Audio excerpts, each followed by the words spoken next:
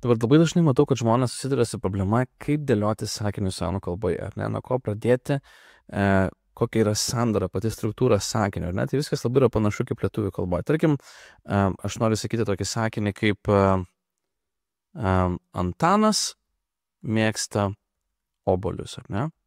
Antanas mėgsta obuolius. Tai aš turiu, kas atlieka veiksmą, Antanas, ką mėgsta daryti, kol kalbu, pabandykit pagalvoti, kaip angliškai pasakytume, tai ar ne? Antanas, ką daro, kokį veiksmą mėgsta ir tada yra veiksmo tiesioginis objektas. Tai yra, ką jisai mėgsta, obuolius. Tam, pavyzdžiui, aš matau tave, vėlgi, yra sakinys, vėlgi pagalvokite, kaip angliškai pasakytumėt, kas aš, ką darau, matau, ir dabar tas matymo objektas yra ką tave, ar ne? Tai aš anglų kalboje ir sakau, tiksliau čia atveju bus Antanas. Antanas, ar ne, likes, turime S raidę, apples. Antanas likes apples, and I see you. Aš matau tave, ar ne? Dabar ką mums reikia suprasti, kad lietuvių kalboje aš galiu sudėlioti sakinį kitaip. Aš galiu sakyti, mėgsta obuolius Antanas. Aš galiu sakyti, obuolius Antanas mėgsta. Aš galiu keisti vietomis ir kas atlieka veiksmą, ir koks veiksmas yra objektą, dėl to, kad galūnės man nurodo, jie vis tiek išlaiko prasmę, nes sakinys nepasimeta. Anglų kalboje, kadangi aš neturiu galūnių, aš turiu išlaikyti taisyklingą struktūrą. Tai reiškia, man visada reikės to, kas atliks veiksmą, koks veiksmas yra atliekamas ir dažniausiai reikės veiksmo objekto, bet tai nebūtina yra. Bet šitie du aspektai yra visada būtini. Netgi kai nėra kam atlikti veiksmą, pavyzdžiui, aš lietuvių kalboje galiu sakyti, lyja. Kas lyja? Aš sakau, it is raining. Aš sakau, tai yra, tai lyja šiuo momentu, ar ne? Bet aš galiu sakyti rutiniškai, it rains, ar ne? Vis tiek sakau, tai lyja. Ne tai, kad tiesiog lyja, aš sakau, tai lyja.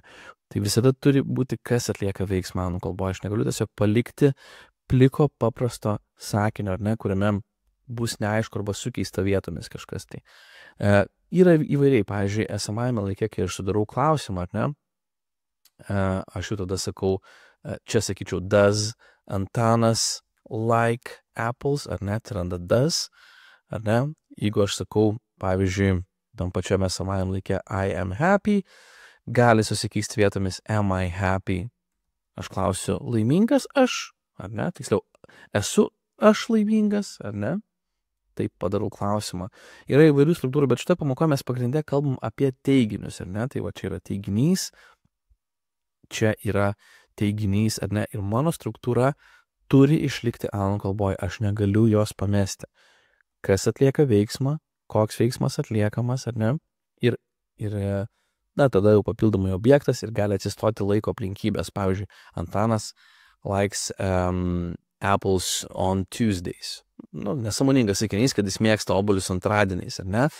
Bet tai laiko aplinkybė dažniausiai stoja arba į patį galą, arba į priekį, ar ne? Jeigu mes turime dažnio, tada aš čia sakau always. Tada tarp veiksnio ir tarnio, tai yra tarp to, kas atlieka veiksmą ir koks veiksmas atliekamas, atsistoja dar žodelis always, dažnio prieveiksmis. Nurodo kaip dažnai, pavyzdžiui, šiuo atveju visada mėgsta obuolius antradieniais Antanas, ar ne?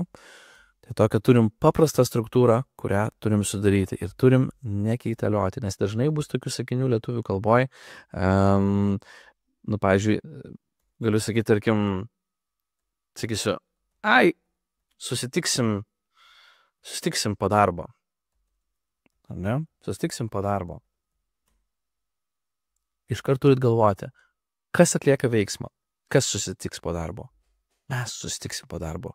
We susitiksim ateityje, will meet after work.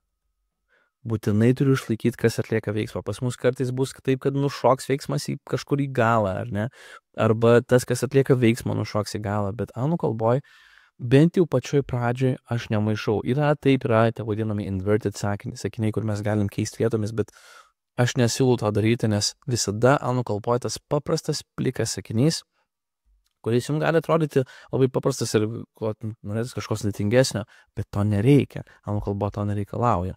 Anglų kalboje mes kalbam ypatingai tik, kai kalbam teiginiais, ar ne? Ateityje daugiau padarysiu pamokų apie klausimus, apie neiginius, bet kai kalbam teiginiais, mes dėliojam paprastą, gražų sakinį. Kas atlieka veiksmą, koks veiksmas atliekamas ir tada objektas gali atsirasti po to, ar ne, gali į tarpą dažnio prieveiksmis, tai yra dažnai, niekada, visados ir taip toliau. Ir laiko aplinkybė, pavyzdžiui, antradieniais arba kiekvieną dieną stoja į priekį patį arba į patį galą. Okay? Tai tokia paprasta sakinio struktūra. Ne, dabar jeigu nori truputėlį daugiau frazių, daugiau žodžių, daugiau kasdienų, tiesiog kad pačias frazes išmokti, turiu nemokamą audio PDF knygelę, galite parsisiųsti ją rasite aprašyme ir komentare, tiesiog paspauskit, visiškai nemokamą mano dovana jums.